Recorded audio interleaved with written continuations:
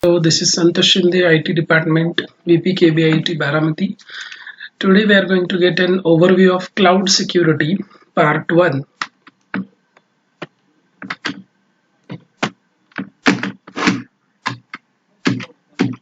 So first essential concept in this, important concept in this is encryption. So basically we take a plain text data, which is the original data, and convert it into a format which is not understandable by an intruder or a third party, or we also call it as an enemy. So let's see the concept of encryption. Data by default is coded in a readable format, which we call it as a plain text. When transmitted over a network, the plain text is vulnerable to unauthorized and potentially malicious access. The encryption mechanism is a digital coding system dedicated to preserving the confidentiality and integrity of data. It is used for encoding plain text data into a protected and unreadable format. Encryption technology commonly relies on a standardized algorithm called a cipher to transform original plain text data into encrypted data, which is referred to as ciphertext.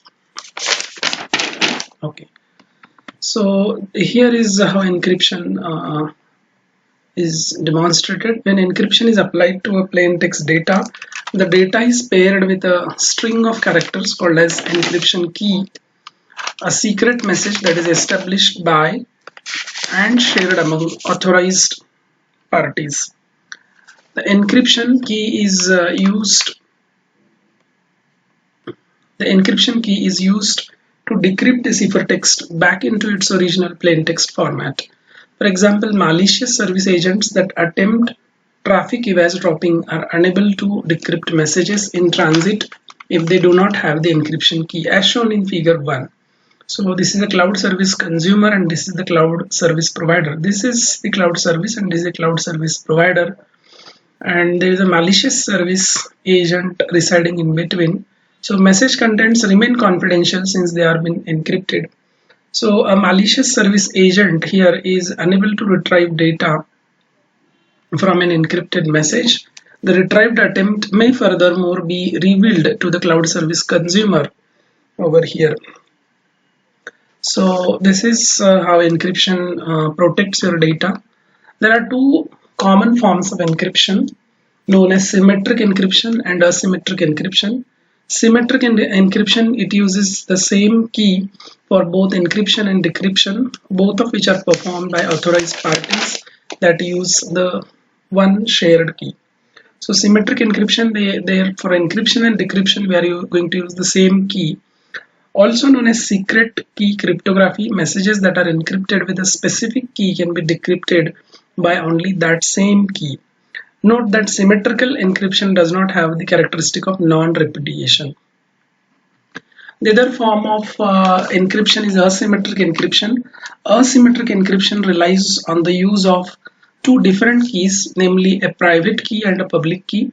With asymmetric encryption, which is also referred to as public key cryptography, there we call it as secret key cryptography is symmetric encryption, and here asymmetric encryption is also referred to as public key cryptography. The private key is known only to its owner, while the public key is commonly available. A document that was encrypted with a private key can only be correctly decrypted with a corresponding public key. Conversely, a document that was encrypted with a public key can be decrypted only using its private key counterpart. So if you are encrypting with a private key, you can only decrypt it with a public key and vice versa. Asymmetric encryption is almost always computationally slower than symmetric encryption. Private key encryption therefore offers integrity protection in addition to authenticity and non-repudiation. So there is an additional integrity protection feature available with asymmetric encryption. Here is you can see the encryption mechanism is added to the communication channel between outside users and Innover's user registration portal. This safeguards message confidentiality via the use of HTTPS. So Innover's user registration web portal is here, and This way protection is provided. Now another important concept is hashing. So once hashing has been applied to a message, it is locked, and no key is provided for the message to be unlocked. That is the fundamental notion in hashing. The hashing mechanism is used when a one-way non-reversible form of data protection is required. So you want a one-way communication, and a non-reversible form of data protection is required. There we use hashing. Once hashing has been applied to a message, it is locked. So no key is provided for the message to be unlocked, as I said at the beginning. A common application of this mechanism is the storage of passwords. So for password storage, we use hashing mechanism. Hashing technology can be used to derive a hashing code or message digest from a message, which is often of a fixed length and smaller than the original message. The message sender can then utilize the hashing mechanism to attach the message digest to the message. The recipient applies the same hash function to the message to verify that the produced message digest is identical to the one that accompanied the message. Any alteration to the original data results in an entirely different message digest and clearly indicates that tampering has occurred with the data, and that data is of no use. So here is the diagram that demonstrates how hashing works. A hashing function is applied to protect the integrity of the message that is intercepted and altered by a malicious service agent. So here is a message digest.